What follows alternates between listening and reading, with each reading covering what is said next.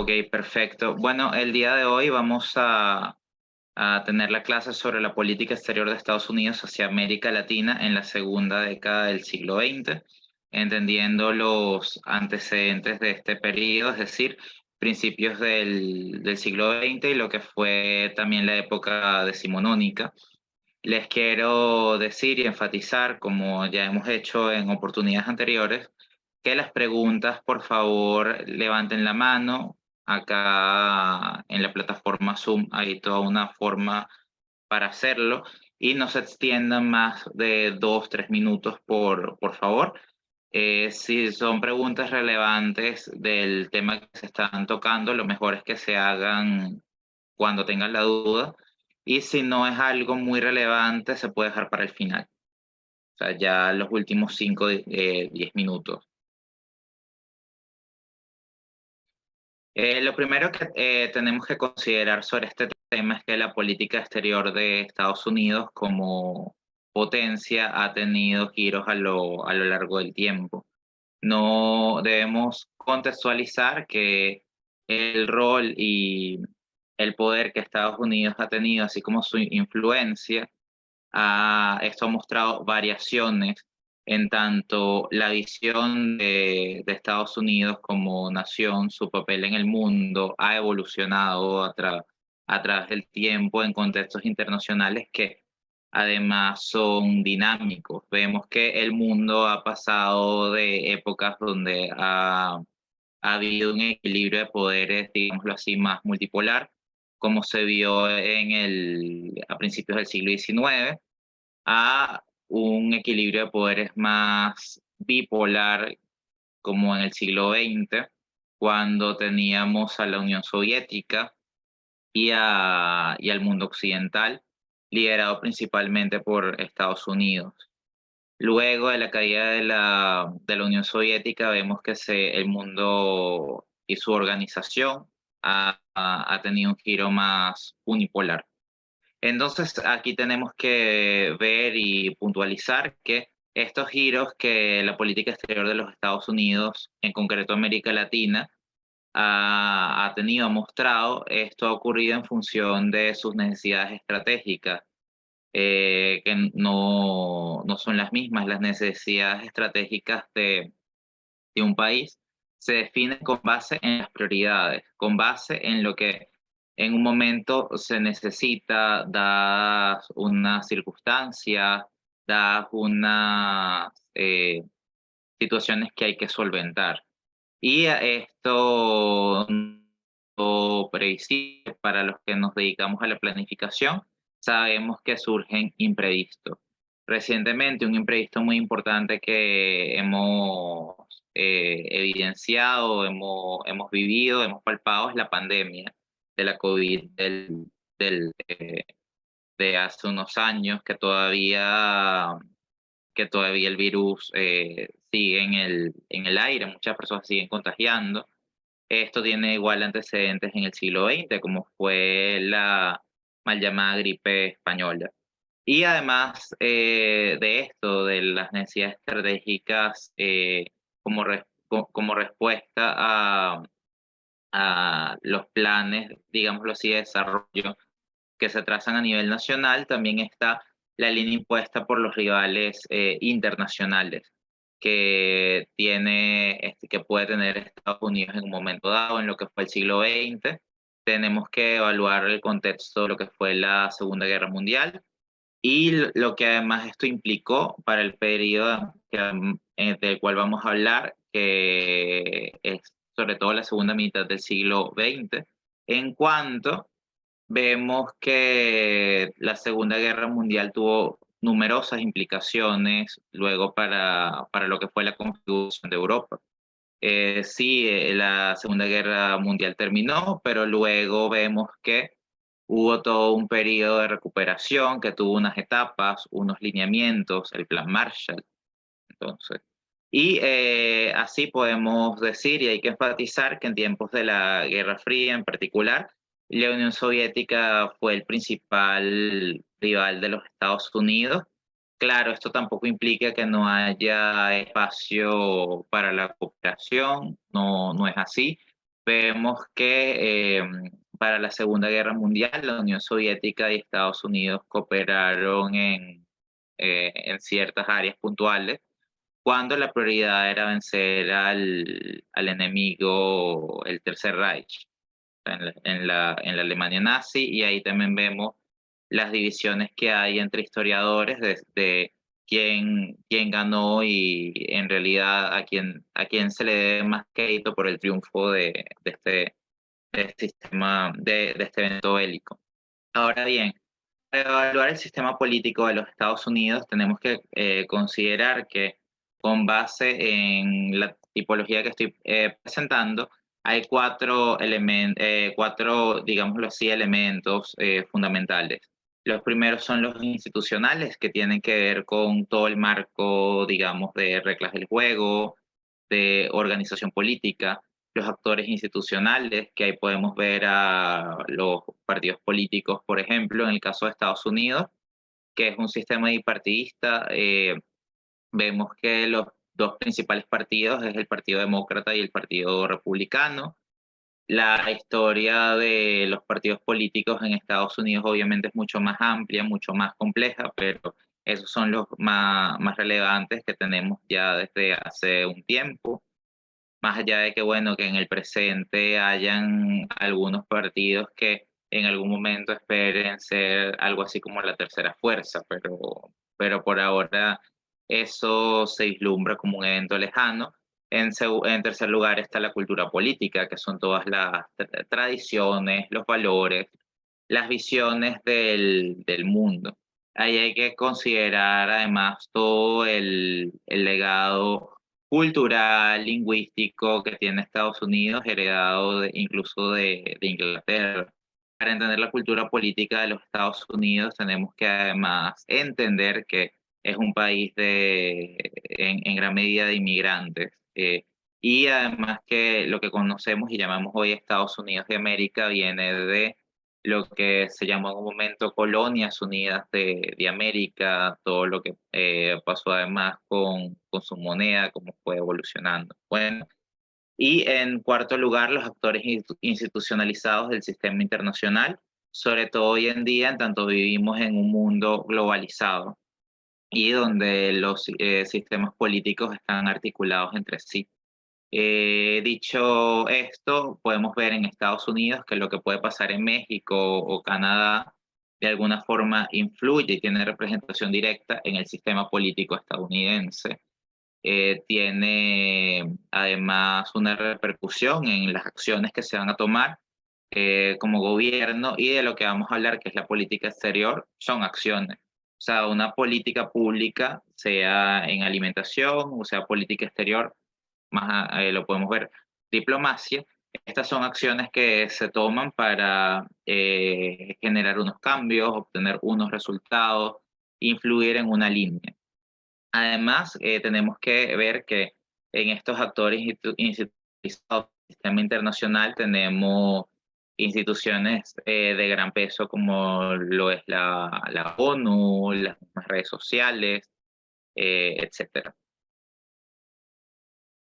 Y además acá podemos ver que la diplomacia en el campo de las relaciones internacionales ha tenido una larga historia, una larga, digámoslo así, un largo debate, en tanto desde ciertas visiones de lo que es la política internacional, puede decirse que la historia de la política internacional es la historia de la guerra, pero por otro lado también es la historia de la negociación, de la diplomacia, en cuanto incluso en medio del combate necesitas hablar con tu enemigo, mandar emisarios para conversar con él, lograr establecer puntos, digamos, de acuerdo, una agenda de conversación, de prioridades de alguna forma para entenderse mutuamente. Y aquí tenemos que, además, una fecha importante para lo que es el mundo diplomático es la creación de la cátedra Wilson en la Universidad de Yale para más o menos el año 1919. En cuanto a la conceptualización, aquí tenemos que evaluar que hay ciertas teorías básicas que son las que más forma le han dado a, digámoslo así, la creación, digamos, doctrinaria, ideológica de lo que son los paradigmas de las relaciones internacionales y la interpretación que hacemos de esta. En primer lugar, tenemos al realismo con una visión, podríamos decirlo así, hobbesiana del mundo, una visión hobbesiana llevada a las relaciones entre estados, donde vemos que las comunidades políticas tienden a la guerra y acumulan poder para imponerse sobre el resto. Desde esta perspectiva, la cooperación, claro que también es posible, pero en términos de una imposición, los actores cooperan y de alguna forma eh, entran en contacto los unos en los otros, pero hay actores que por su poder, por su primacía en ciertas áreas, tienen la posibilidad de ponerle reglas a los otros. Mientras tanto, tenemos el idealismo como una corriente, digámoslo así, opuesta, que promueve la institucionalidad multilateral y cree que la cooperación es posible en un mayor grado que el idealismo. No es tanto en que el más fuerte, el más rico se impone, sino que hay intereses comunes más allá de eso. Estas visiones obviamente es como lo más básico, lo más, digámoslo así, embrionario, pero hay otros debates que han surgido a lo largo del tiempo: tradicionalismo, cientificismo, neorealismo, neoliberalismo, racionalismo y reflectivismo. Por otro lado, podemos hablar del constructivismo, en tanto las ideas, las normas sociales tienen también una influencia en la política exterior. Quizá no lo vemos siempre de forma tan palpable, pero todas estas evoluciones en nuestra noción incluso del ser humano tienen una influencia en ello, en cómo diseñamos la seguridad nacional y cómo diseñamos la política exterior. Y el liberalismo, que en algunas cosas tiene ciertos puntos en común con el realismo, eh, que señala que las preferencias de un Estado en particular son un factor fundamental, incluso más importante que las capacidades del Estado en sí mismo, para determinar su comportamiento, su conducta relación a otros estados. Y así podemos ver que los estados tienen una amplia gama de cooperación en distintas áreas: económica, cultural, hasta religiosa, que va más allá de lo político. O sea, las relaciones entre estados es algo al final muy amplio. Bueno, aquí pueden ver una fotografía, eh, un crédito a Wikimedia Commons, una reunión de dos presidentes, uno estadounidense y uno de la Unión Soviética, Gorbachev, en Suiza, hace ya unos años. Y bueno, hay que hacer énfasis en la importancia de la negociación, pues, para avanzar los temas de interés mundial. Y ya enfocándonos más y avanzando de la parte doctrinaria e ideológica, tenemos que evaluar que la política exterior de los Estados Unidos persigue históricamente dos objetivos que tienen una interrelación entre sí. Primero, a corto y mediano plazo, aumentar su predominio militar a nivel global y también institucionalizar la dominancia de su orden político. Hay que ver ahí que el mismo poder económico de un Estado tiene también que ver con el poder, la influencia que éste tiene en lo militar. También vemos que, a ver, ciertas políticas de presión sobre todo hacia los estados que no siguen una línea democrática, una línea de estabilidad con base en las agendas trazadas en lo regional. Estas, digamos, estrategias de presión se basan fundamentalmente en el poder militar que tiene Estados Unidos como país, y más que como país, como potencia, tanto regional como mundial. Como regional podemos ver América del Norte, que es lo más próximo, y América en general, y además mundial en el sentido de toda la primacía militar que Estados Unidos tiene a lo largo y ancho del mundo, con aproximadamente 700, 800 bases militares. Ahí además hay que señalar que este número es constantemente difícil de precisar, porque muchas bases son cerradas y abiertas con regularidad. Pues entonces va más o menos por ahí. Y en segundo lugar, la política exterior estadounidense hacia América Latina en relación con la región andina, y podemos ver Colombia, Perú, Venezuela, etcétera, los países que históricamente han formado parte del mundo conocido como andino en América del Sur, debe estudiarse a partir de ello, o sea, de la institucionalización del orden político internacional, donde Estados Unidos tiene un papel fundamental, y además el aumento y el predominio militar que Estados Unidos tiene. Y esto además tiene una agenda que sigue una ruta de decisiones y comportamientos de Estados Unidos como Estado en el sistema internacional, no nada más para consolidar esta organización, sino para mantenerlo y apuntalarlo a través del tiempo, siendo que el sistema internacional es dinámico y hay cambios constantes.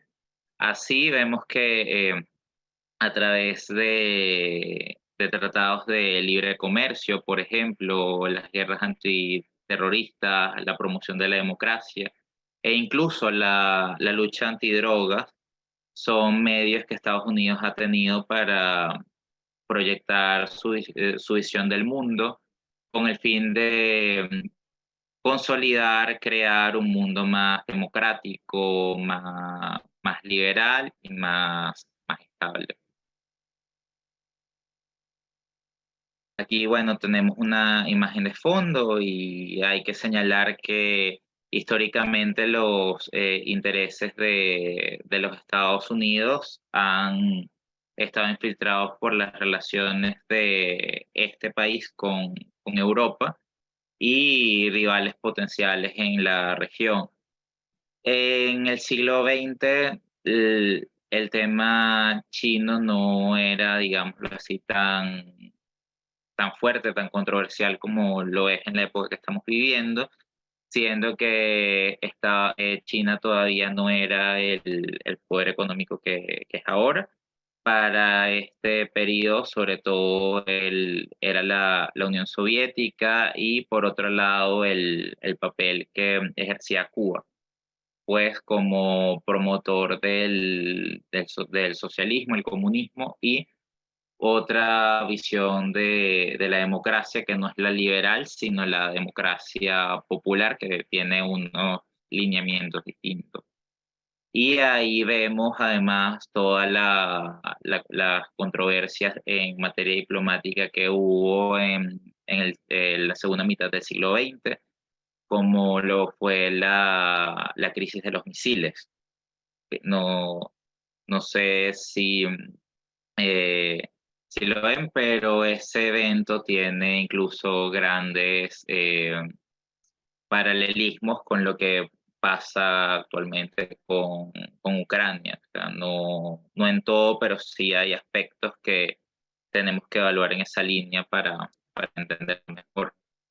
Y acá ahora, en función de evaluar mejor lo que ha sido también la lucha antidrogas, su contexto, siendo que esta ha sido una de las principales líneas en América Latina, que además le ha dado más legitimidad a la política exterior estadounidense para justificar en narrativa y su objetivo es la lucha contra el narcotráfico internacional. Por ejemplo, vemos que, y con base en las fuentes bibliográficas que existen, confiables y relevantes, que ya para los años 50 y 70, 60 del siglo XX ya había cierta correlación entre términos como narcotráfico, gobierno, comunismo, marxismo, Estado y terrorismo.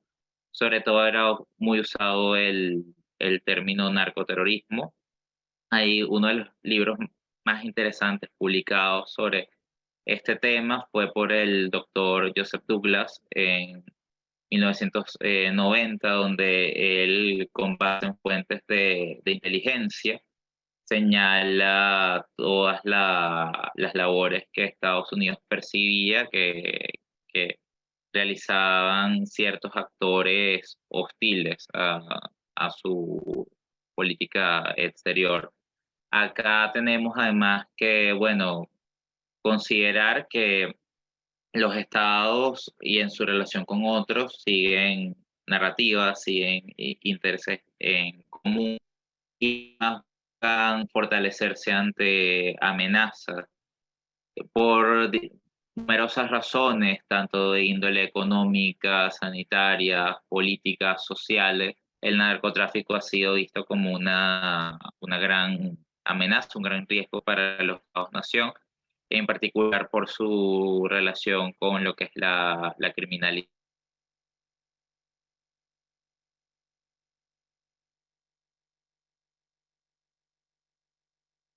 en...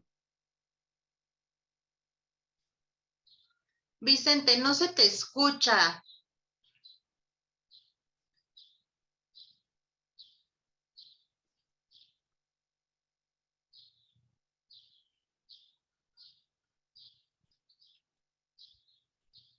¿Ustedes sí pueden escucharme? Sí, a ti te escuchamos. Yo te escucho a ti. A Vicente creo que no se le escucha. Gracias. Se le ha ido la voz a Vicente. Sí, vamos a Se ha darle perdido. un minuto para que recupere la señal.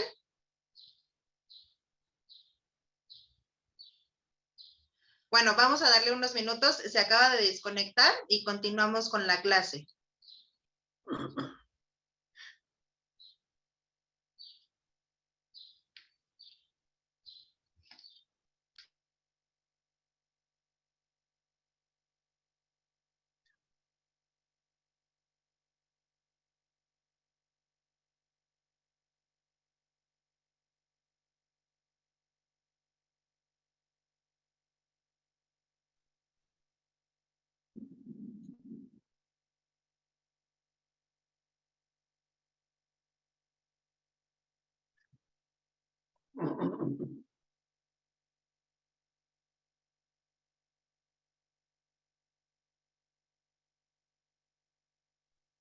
Hola,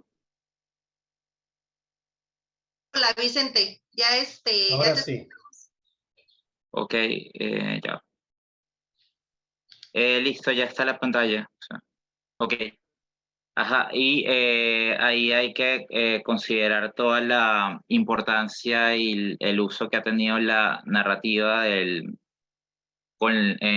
cuanto a la lucha, no nada más contra las drogas y el terrorismo, sino además la lucha contra el comunismo, siendo el sistema político regional perseguía como objetivo la democracia liberal y representativa. Y bueno, Douglas, él como es director adjunto de la CIA, una de las agencias de inteligencia más importantes en los Estados Unidos, y además es director del Redwood Institute, fue uno de los analistas de seguridad nacional más importantes en este país, pues, y además en la región. Este analista estudió lo que fue la guerra cultural, el terrorismo internacional, guerras biológicas, políticas de defensa militar, etc. Y bueno, además de la CIA y las labores que esta tiene acá, además con sus antecedentes, porque podemos ver que la CIA no siempre existió, o sea, la CIA ha tenido una fecha de nacimiento, pero antes tuvo también otras agencias precursoras en Estados Unidos. También vemos, pero hoy en día, que hay agencias de cooperación regional como la DEA, que tienen una gran importancia y juegan un papel fundamental en lo que es la estabilidad de América en función de eh, la prohibición del tráfico de drogas, estupefacientes, etc. La obra más relevante para esta cuestión que tiene el autor, que se llama Cocaína Roja, acá se hicieron directas y polémicas acusaciones de narcotráfico. En la mayoría de estas acusaciones se sustentaron en informes de inteligencia y artículos de prensa. Quizá, y luego en la medida que ha pasado el tiempo, algunas de esas afirmaciones se fueron depurando, pero lo que debemos acá analizar y lo más relevante es que es la instrumentalización que esto tuvo para justificar una fuerte política contra las drogas y la justificación además que esto tuvo para, por ejemplo, así, robustecer lo que es la primacía del sistema liberal. En segundo lugar, podemos señalar, y es relevante con este tema, si existe una relación entre servicios de inteligencia y narcotráfico o bien narcoterrorismo. Acá hay que señalar que eso no está plenamente demostrado. Hasta los momentos vemos que esas acusaciones se han hecho a lo largo del tiempo y es un tema polémico. Incluso hay artículos publicados en algunas enciclopedias virtuales sobre el tema, pero no existe. Lo que más podemos evidenciar con base en las pruebas que tenemos, los documentos, es que algunos funcionarios han podido tener ciertas relaciones y en la mayoría de los casos esto ha sido en el marco de las mismas operaciones encubiertas de inteligencia para darle una respuesta a la crisis que ocurre en ese sentido. Es decir, todo lo que se ha hecho ha sido para garantizar la estabilidad y el orden en general, más allá de ciertos casos aislados. Y aquí además hay que ser muy cuidadosos en señalar que las acciones de algunos funcionarios no sirven de sustento para demostrar que organismos de inteligencia tengan o no un papel predominante en ello. Y en el caso de China, también hay que señalar en particular que varios agentes de inteligencia y en el exilio colaboraron con la prensa británica para recabar información sobre estas actividades. Y en China, más allá de lo que ya mencioné hace unos minutos, de que China no era digámoslo así, el gran líder económico, gran gigante que es actualmente, para mediados del siglo XX, la época que estamos eh, conversando en particular, había ya todo un gran debate por todo el problema que había y sigue vigente con Taiwán. Es decir, habían sectores en Estados Unidos y los sectores alineados que tenían en cada país de América, que estaban del lado de la causa de Taiwán y otros que estaban del lado de la República Popular de China. Entonces, esto también fue una línea muy importante a lo largo de este periodo, hasta que para más o menos la década de los 70 eso tomó cierta estabilidad. Y el narcotráfico en China llegó a ser catalogado como una actividad oficial. De hecho, hubo acusaciones de que el gobierno chino usaba la estructura estatal para estos fines. Y ahí había además un debate ideológico. Se empezó a relacionar más, digámoslo así, el marxismo, el comunismo y cualquier doctrina que tuviera cierta relación con ello al narcotráfico. Y bueno, años antes de la publicación de la obra de Douglas hubo otras también muy importantes, como pueden ver ahí en la lámina. Y básicamente podemos ver ahí, como ya menciono, esa línea. Había una relación ideología marxista, acusaciones de narcotráfico e instrumentalización para llevar, digámoslo así, esta ideología al mundo occidental. Bueno, visto esto, los países de la órbita soviética fueron en reiteradas ocasiones acusados de narcotráfico por las agencias de inteligencia. Esto no necesariamente fue siempre así. Por ejemplo, si hacemos una evaluación del libro de Douglas en cuanto a las menciones país por país, vemos que importantes aliados de Estados Unidos para el momento, digámoslo así, Colombia, Venezuela, claro, además esto ha tenido, digámoslo así, variaciones en el tiempo. Venezuela para el siglo XX era un importante y valioso aliado de los Estados Unidos. A partir del siglo XXI no lo ha sido y más bien dio un giro en la relación de 180 grados. Pero más allá de eso, en el libro se menciona a Venezuela en ciertas ocasiones. Es decir, si era más frecuente las menciones a los países de la órbita soviética, sin embargo, también se señalaban cosas que presuntamente podían estar pasando en países más alineados con los Estados Unidos.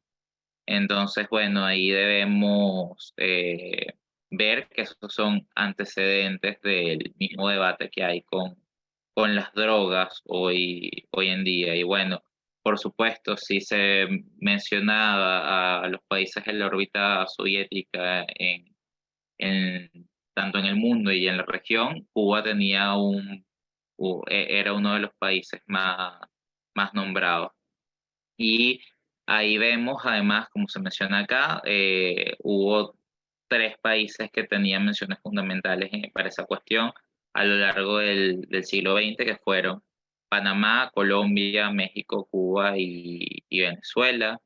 Las acusaciones en particular a Fidel Castro fueron muy fuertes, aunque luego, años posteriores, esto, esto giró más hacia Noriega, el expresidente panameño. En el caso de Panamá es muy interesante porque él fue acusado de manera directa y formal, incluso él tuvo un juicio en los Estados Unidos por esta cuestión, mientras que en el caso de Fidel Castro esto no se vio. Claro, estaban informes de inteligencia, los rumores que tenían lugar en la comunidad de exiliados en la Florida, el estado estadounidense, pero eso quedó ahí.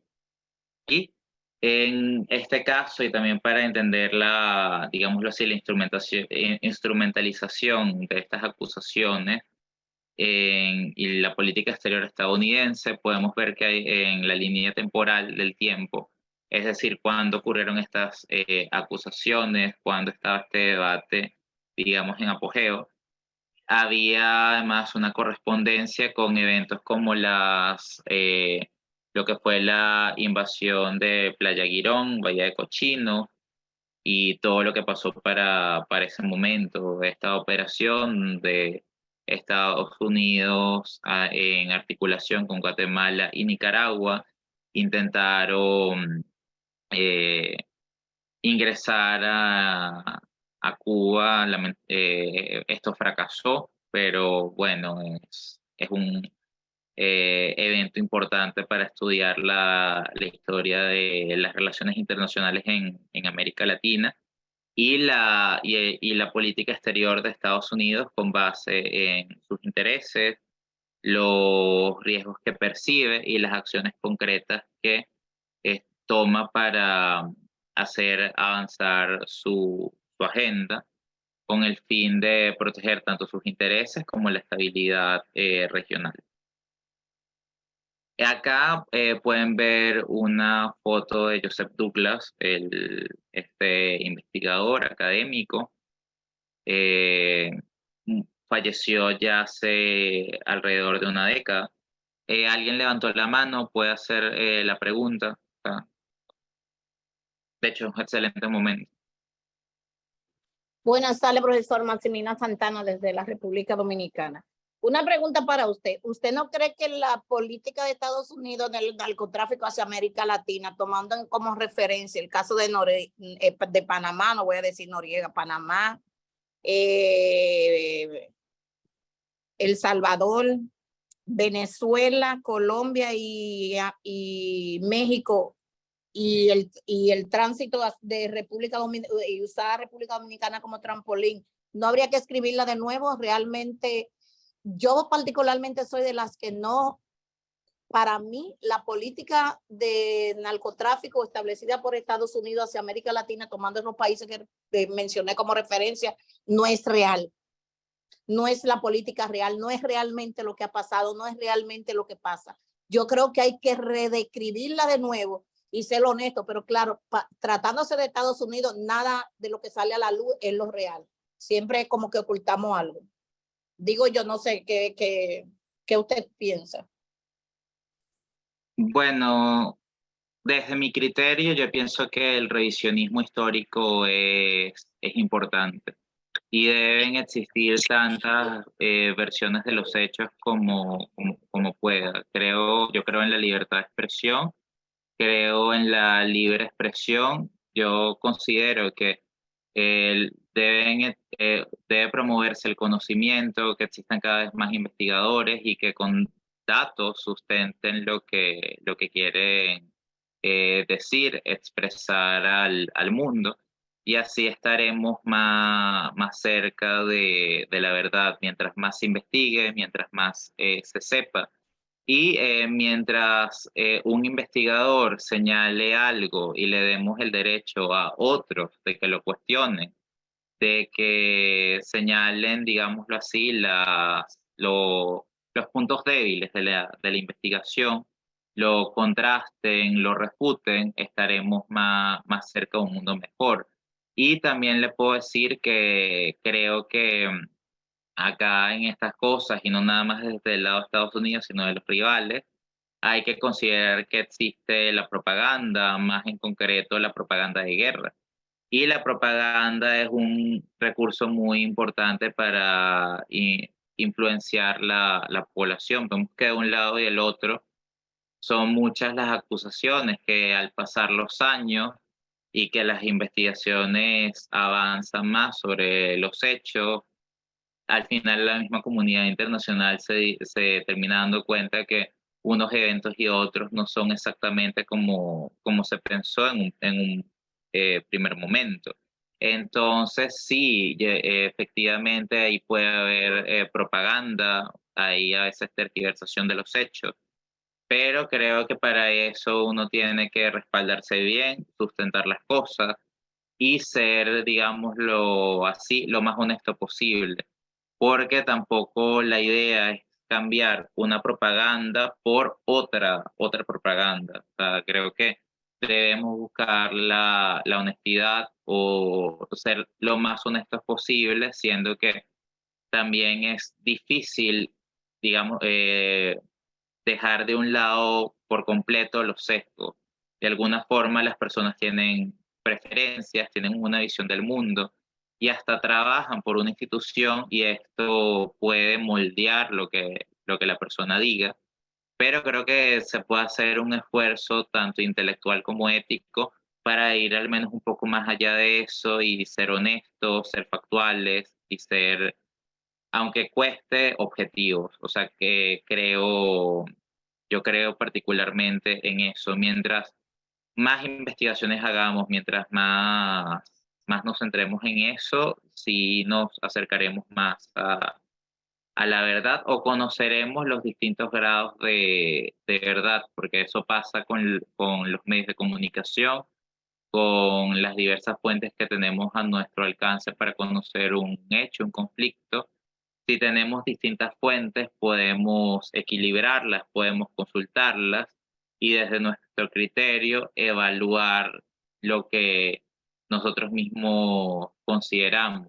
Además de lo que ya señalé, de que creo en la libertad de expresión, yo considero que el pensamiento crítico es fundamental. No nos tienen que decir a nosotros en qué creer, qué es lo bueno, sino nosotros tenemos que ser y estar preparados para interpretar los hechos y tener nuestra propia opinión. Para ello, la educación es fundamental.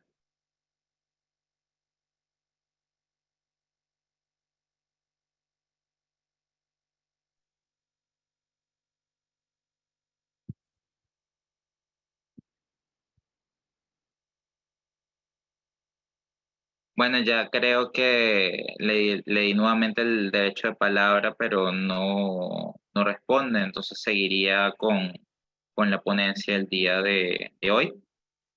En el caso de los Estados Unidos, las principales doctrinas de política exterior las podríamos ver de esta forma. La llamada doctrina Monroe, la diplomacia del dólar y Roosevelt, la década de 1933 a 1940, la doctrina de la lucha contra el totalitarismo durante la Segunda Guerra Mundial, la doctrina de contención del comunismo de la Revolución Cubana y ya más recientemente la doctrina contra las autocracias globales. Y en esto, y como ya estábamos hablando, además de la lucha con el narcotráfico, vemos ahí cómo se articulan y podemos ver una gran interrelación de todas estas doctrinas juntas. Primero, la primacía de Estados Unidos como digámoslo así, en su región, lo que pasó además con la crisis de los misiles y la gran controversia que esto causó, siendo que esta es un área que históricamente ha estado, digámoslo así, resguardada, influenciada por los Estados Unidos, la diplomacia del dólar, siendo que esta moneda es uno de los principales instrumentos para apuntalar acciones que beneficien los intereses de Estados Unidos y democráticos liberales en el mundo. Y además vemos que las sanciones, el sistema SWIFT, etcétera, todo lo que es la moneda tiene un papel ahí fundamental. El totalitarismo durante la Segunda Guerra Mundial, por lo que representaban las ideologías nazistas y comunistas. Más en segundo plano también la fascista, por ejemplo. Y bueno, el comunismo también, y lo vemos con los mismos materiales que se publicaron en las acusaciones de inteligencia. Ha existido una relación estrecha entre las acusaciones de narcotráfico y también la ideología comunista, y hoy en día que hay una nueva visión del mundo y una nueva configuración de las relaciones internacionales con América Latina, lo que implica unos cambios y un rediseño de la política exterior estadounidense hacia la región. Vemos que ahora hay un enfoque hacia debilitar las autocracias globales. La narrativa sobre todo se centra en el papel que tienen hoy países como China, Rusia, Corea del Norte, etcétera, y esto tiene sobre todo más cabida a partir del siglo XXI. Ahora bien, hablaremos sobre los tratados de libre comercio y vemos que hecha la excepción del Tratado de Libre Comercio que vincula las economías canadiense y mexicana con Estados Unidos, NAFTA. Así las iniciativas de estadounidenses de promover el libre comercio en el hemisferio occidental, más allá de que tengan un valor marginal en sí mismo para la economía de este país, esto tiene una gran importancia para promover sus intereses globales en áreas como la financiera, la agrícola, servicios, propiedad intelectual y protección a las inversiones.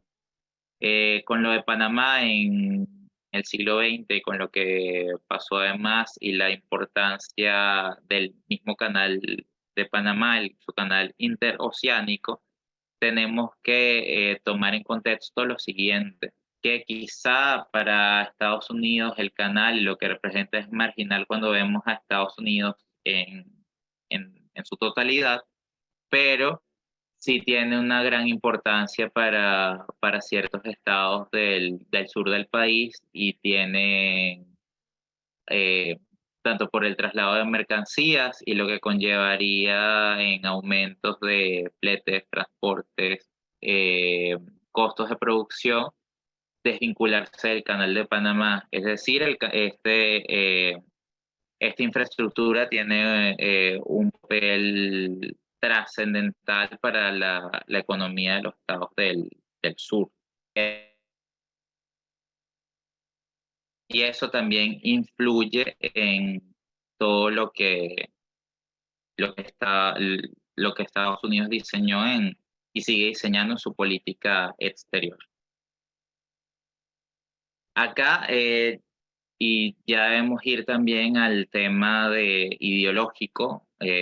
Ya nos acercamos un poco al final, pero esto es fundamental para ir viendo además lo que implica, digámoslo así, la doctrina hacia el diseño de la política exterior estadounidense. En general, la democracia de Estados Unidos está basada en los principios liberales, representativos, y si, bueno, nos vamos más allá, hasta hay una relación con los valores protestantes del país. Y esto tiene unas implicaciones en su política exterior que son diversas. Por un lado, claro, Estados Unidos busca promover sus valores norteamericanos en otros países o en otros estados-nación, pero por otro lado, en función de sus intereses, puede ser a veces un poco flexible. Vemos el papel que ha tenido Estados Unidos en Asia Central, donde hay estados que son hostiles a la visión del mundo que tiene Estados Unidos. Sin embargo, poco a poco Estados Unidos ha diseñado estrategias para acercarse más a esta región. Esto también lo podemos ver en Estados Unidos con todo lo que pasó en el Cono Sur durante el siglo XX, las dictaduras que no eran democráticas, no eran liberales, pero existió cierta tolerancia hacia ellas. Eso también se explica en función de que había unos intereses y unas prioridades que estaban por encima de ellos. No es que Estados Unidos no se percibiera que lo ideal era el sistema democrático liberal representativo, claro que sí, pero habían otras prioridades y para la estabilidad de la región se le daba más primacía a tener gobiernos que al menos fueran pro-estadounidenses. Y bueno, sí podemos ver que ya para lo que es siglo XX y luego siglo XXI, las principales ideologías y fuerzas han sido, bueno, la democracia liberal, caudillismo, socialismo del siglo XXI, bolivarianismo, militarismo y populismo. El socialismo del siglo XXI tiene elementos marxistas y es una evolución de los postulados que hizo Marx hace un tiempo, englobándolo, claro, y asociándolo con otras ideologías y actualizándolo con otros conceptos, podríamos decir. Y hoy en día, y tanto a lo largo del siglo XX y en este momento, el país que más se ha quedado anclado en la visión del siglo XX ha sido Cuba, y bueno, también está Nicaragua y Venezuela. Digamos que es un punto, digamos, de inflexión, porque ha estado entre Cuba, pero también ha sido uno de los grandes propulsores del socialismo del siglo XXI. Ya que quedan 5 minutos y para las 4 quisiera dejar estos últimos minutos que quedan para una ronda de preguntas o de intervenciones, ya que probablemente vamos a tener que continuar esto que se está presentando en la siguiente oportunidad. ¿Alguien tiene alguna duda o alguna pregunta? También, Vicente, tenemos una pregunta también en el chat. No sé cuál quieras responder primero, la del chat o vamos con Clara. Bueno, voy a responder lo del chat. Me Ok. parece que los movimientos indigenistas son muy relevantes en la región. Creo que lo que debemos tener cuidado es con la instrumentalización y los intereses que pudieran o no existir detrás de alguno de ellos, que ya sería otro tema, pero en particular creo que hay que darle apoyo a los movimientos indigenistas, siendo que son la base cultural precolombina de nuestras naciones. Y creo que tienen una gran importancia, son nuestros ancestros. Desde ese punto de vista yo estoy completamente en ese sentido, o sea, como lo estoy expresando. Y además lo tengo que admitir, siento admiración por los países que estudian las lenguas indígenas y veo además que en Colombia, en Bolivia, en Perú se ha preservado mucho el estudio de estas lenguas. Eso me parece admirable y me parece que es digno de estudio, de admiración y yo lo apoyo en ese sentido. Sí, como ya lo comento, tengo ciertas dudas con la instrumentalización política, pero eso al final es algo que pasa con todos los temas de una forma u otra. Entonces, ya esa es mi posición. Y ahora, por favor, con Clara y Guaycaipuro Jiménez. Bueno, buenas tardes o buenas noches. Yo entré un poco tarde, pero no sé si hablaste sobre el golpe militar de 1954 que hubo en Guatemala, que lo promovió la misma CIA de Estados Unidos, que todos lo sabemos en la historia. ¿Qué opinas tú de eso? Porque al haber esa reforma agraria, se fusionaron más de 20 empresas bananeras que eran norteamericanas y Estados Unidos por proteger sus inversores, todo el desastre que se armó ahí en Guatemala. Entonces, yo veo que en nombre de la democracia Estados Unidos ha hecho mucho mal, sobre todo a los países latinoamericanos, por sus intereses. La democracia, cuando se la creó, es excelente, pero está muy desvirtuada. Actualmente está desvirtuada. No, entonces yo creo que nosotros, como personas adultas ya de esta época, tenemos que tener libertad de conciencia en el sentido de que tenemos que tener conciencia real de lo que es la democracia y no dejarnos engañar, digamos, ni con Estados Unidos ni con nadie, porque como lo digo yo, por ejemplo, yo estoy también estudiando ciencias políticas, pero no solamente lo que me enseña ahí, me he puesto a investigar por todos lados, ¿no?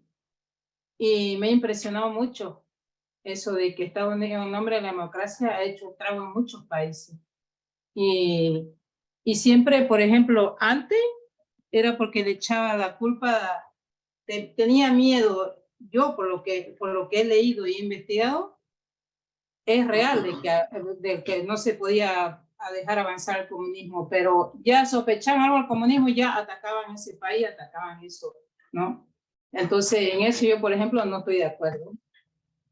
Y, por ejemplo, mi tesis no la he hecho porque sigo investigando, porque hay muchas cosas que en nombre de la democracia se han hecho estragos en los países. Eso quería decir. No sé si lo hablaste eso antes o no, porque Yo a usted le doy la razón.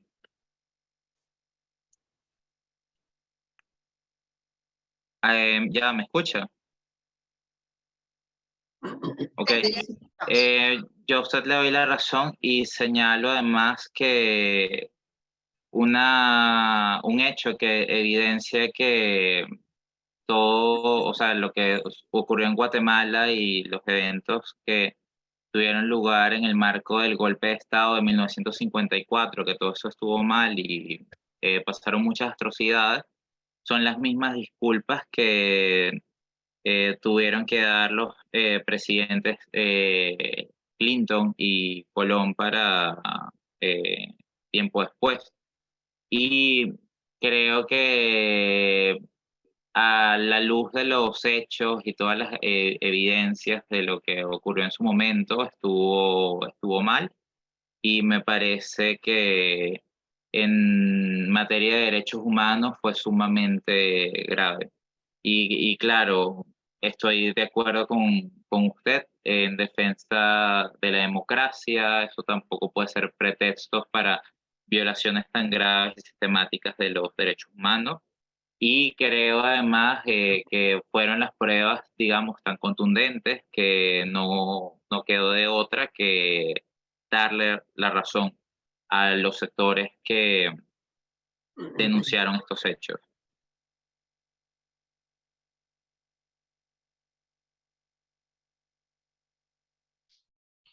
Gracias, Vicente. Seguimos con las siguientes, bueno, los dos alumnos que siguen en espera y terminamos con ellos, Vicente. Gracias. Ok, perfecto.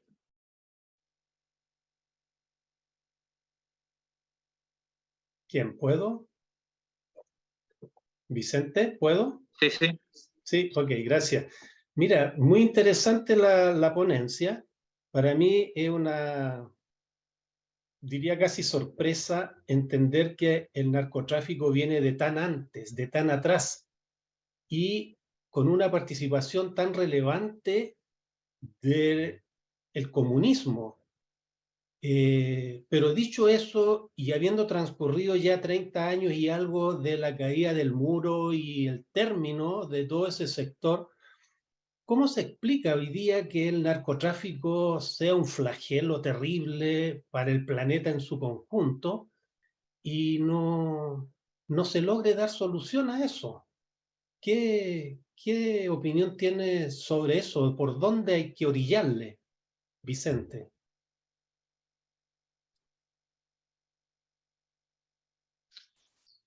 Vicente, ¿nos escuchas? Vamos a darle unos segundos para que... Aló, para contestar la pregunta.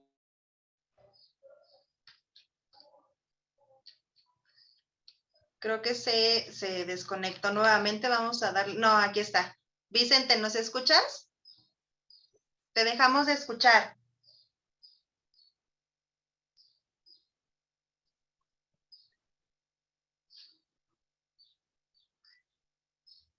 Vamos a darle unos segundos para que se vuelva a conectar. Para poder terminar lo que es la clase. Y ya en dado caso de que no se conecte, bueno, que tarde un poco en conectarse, vamos a dar por finalizada lo que es la clase y continuamos con sus preguntas en la siguiente. ¿Les parece? Muy bien. Perfecto. Hace rato no tardó mucho en conectarse nuevamente.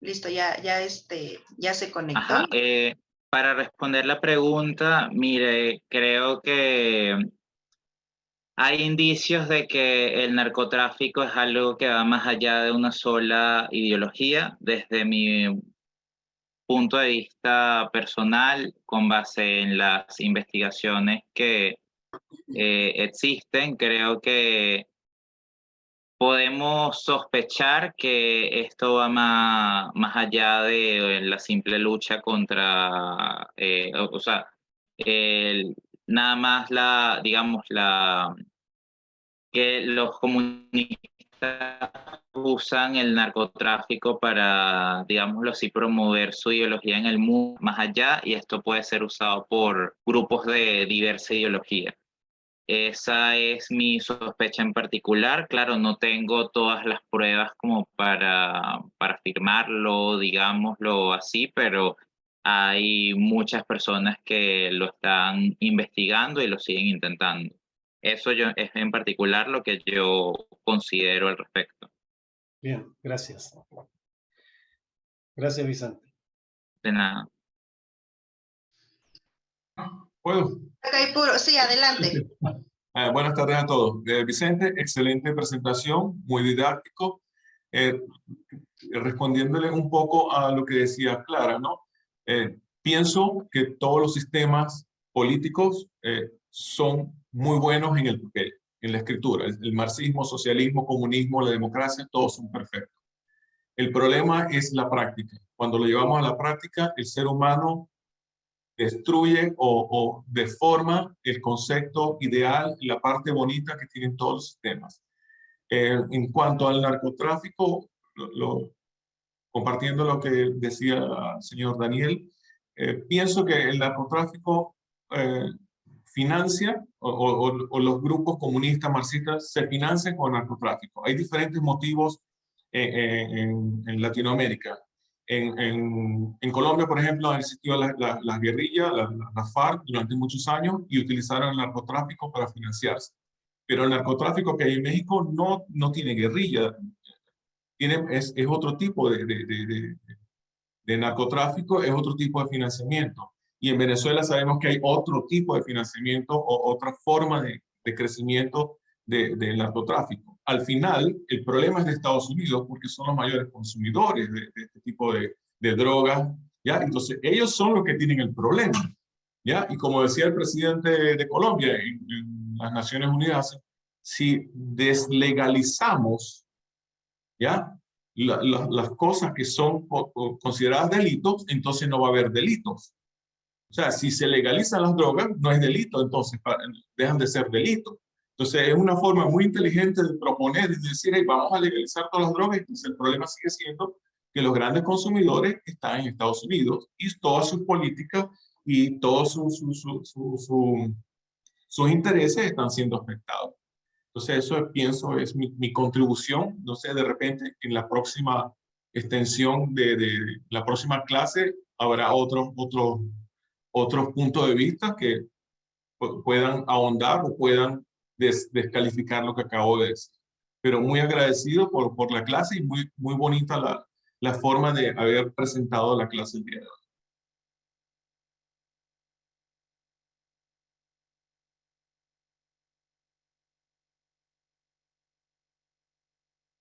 Sí, es así. O sea, una cosa es lo que se presenta, digamos, en lo ideal, digamos, lo estrictamente ideológico, y otra cosa también es llevar, digámoslo así, unos lineamientos a la práctica.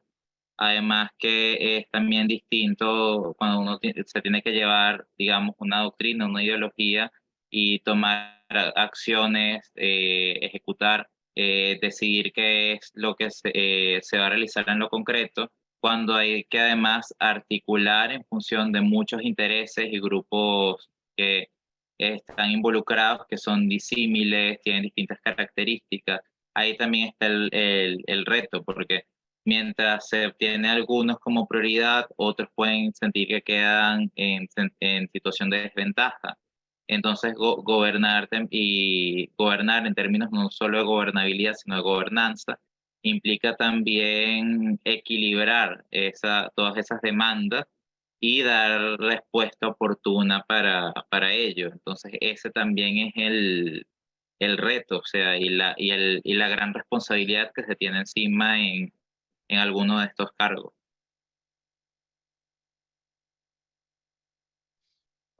Gracias, Vicente. Vamos a terminar con la aportación de Ramón. Ramón, adelante con tu aportación, por favor. Gracias.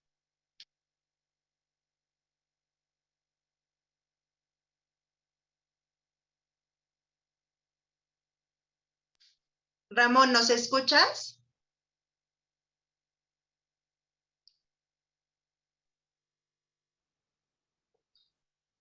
Bueno, Vicente, ¿tienes algo más que decir acerca de la clase? Bueno, ya antes de despedirme quisiera darle muchas gracias a todos. He tenido muy buen feedback por parte de los estudiantes. Estoy muy agradecido y creo que esto me anima para la realización, la planificación de la próxima clase. Estoy muy satisfecho, muy agradecido y bueno, además es muy difícil, digamos, condensar toda esta información en apenas una clase. O sea, hay mucho que decir. Y como señala Clara, Serrano, Daniel Barrera y Hueque Puro, entre otros que han intervenido o han querido intervenir, hay mucha tela pues que cortar y es un tema que definitivamente hay que seguir profundizando por las implicaciones que esto tiene.